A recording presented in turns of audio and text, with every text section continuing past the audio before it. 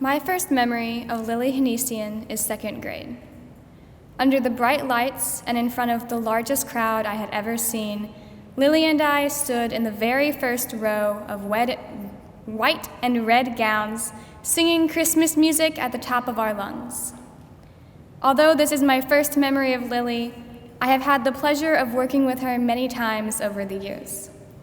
From Miss Carroll's 8th grade science class, when we organized our independent study projects into a s'mores theme, to years of being on Bellet staff together, I have witnessed Lily grow into her effortlessly cool and accomplished self.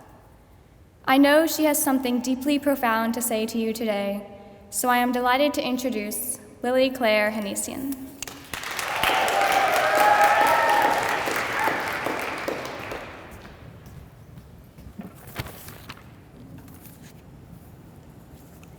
Hi.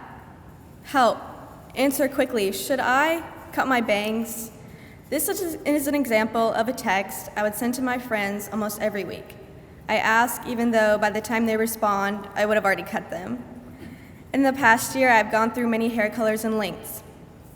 There have been blue streaks, green streaks, blonde streaks, highlights, and I probably would have dyed my whole head purple if it wasn't against the dress code. I don't think many people noticed, but before I cut my bangs this short, I had been cutting them a little shorter every week. The first time I had colored my hair, I decided to temporarily dye the front pieces of my hair blue. As I put the gloves on and layered the blue hair dye on my hair, I realized there was no going back. I was mortified. What if I look horrible and people judge me? I realize now that I was so scared of how people viewed me that I stayed inside my little shell, careful not to break it. Washing out the dye was like creating a little crack in my shell. I could see the outside wasn't as scary as I thought.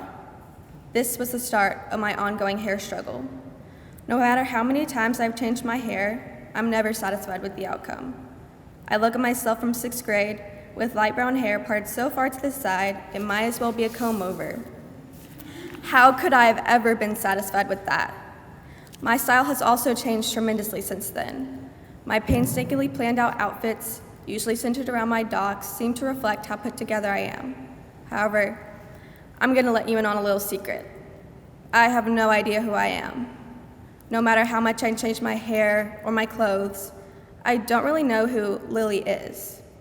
Sometimes it feels like I'm the only one who can't find their true identity, and everyone has everything together except me, but I know that's not true. So if you relate to this feeling, know you're not alone.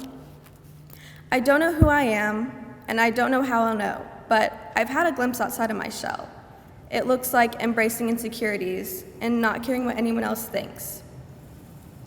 It feels like freedom from doubt. Along with these superficial changes, I've started to embrace my insecurities. I've come to love things like my imperfect skin, my height, or my glasses, or my surgery limp when I walk that hopefully won't last forever.